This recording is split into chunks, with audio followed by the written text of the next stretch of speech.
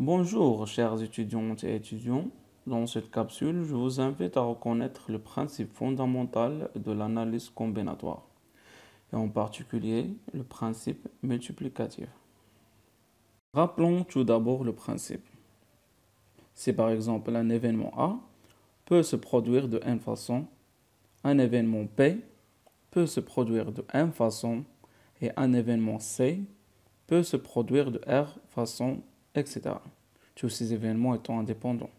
Le nombre total des façons possibles est le produit du nombre de façons éventuelles de chaque événement, donc N fois M fois R, etc. Quand nous devons appliquer le principe multiplicatif. Le principe multiplicatif s'applique lorsque les possibilités offertes s'enchaînent les unes à la suite des autres pour créer l'événement complet.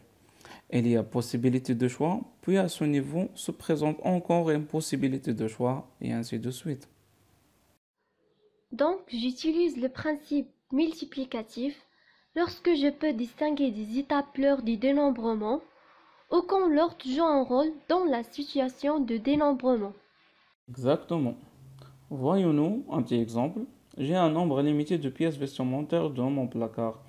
Je veux savoir combien de combinaisons je peux construire à partir de ces pièces, sachant que chaque combinaison se constitue de 3 pièces, un t-shirt, un pantalon et une espadrille. L'événement complet correspond à la construction d'une combinaison, alors quelles sont les étapes ou événements éventuels dans ce cas? Bon, évidemment, je mets mes vêtements, chaque pièce après l'autre. Donc le choix de chaque pièce correspond à une étape éventuelle de choix. Voilà, alors, dans un premier coup, je dois choisir par exemple un t-shirt parmi mes 3 t-shirts. Ensuite, avec chaque choix échéant de t-shirt, j'ai 2 pantalons différents à choisir. Finalement, j'ai le choix entre 4 espadrilles. La première étape présente 3, la deuxième présente 2 et la troisième présente 4 choix.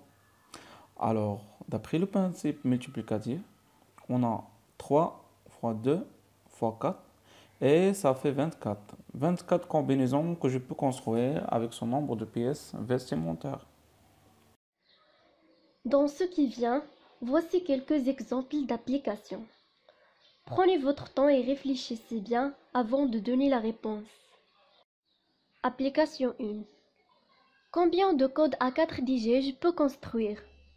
Dans ce cas-là, il est clair que l'ordre est très important. Par exemple, 5043 est différente à 0534 par exemple. Et pour construire un code de 4 digits, on a 4 étapes. On doit choisir un digit. On a 10 choix entre 0 et 9 pour chacune des unités, les dizaines, les centaines et les milliers. Donc 10 choix pour chaque étape. Ainsi, on a des 1000 possibilités selon le principe multiplicatif. Application 2. Combien de codes A4 digits? Aucun digit ne se répète. Ainsi, la situation est la même que la précédente, sauf que cette fois-ci, 10 choix on a pour le premier DG et que 9 choix pour le deuxième. Car évidemment, on ne peut pas choisir le même DG, déjà saisissez.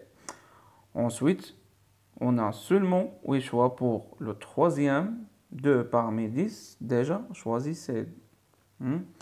Et finalement, que 7 choix pour le dernier digit. Ainsi, d'après le principe multiplicatif, on a 10 fois 9 fois 8 fois 7, ça égale à 5040 codes possibles.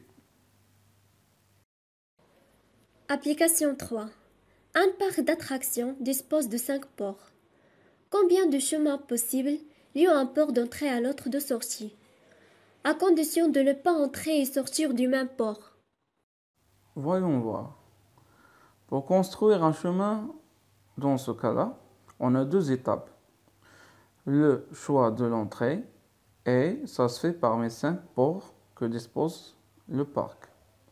Ensuite, le choix de la sortie se fait parmi 4 ports en évitant le port utilisé pour l'entrée. Et bien sûr, d'après le principe multiplicatif, ça donne 5 fois 4 Alors, 20 chemins. Application 4.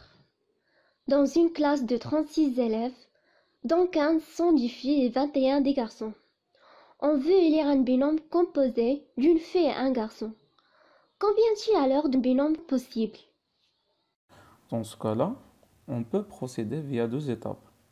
Le choix de la fille se fait parmi 15 et le choix du garçon se fait parmi 21. En appliquant le principe multiplicatif, on aura alors 15 fois 21 et ça fait 315 binômes possibles. Et voilà, c'est tout pour le principe fondamental de l'analyse combinatoire.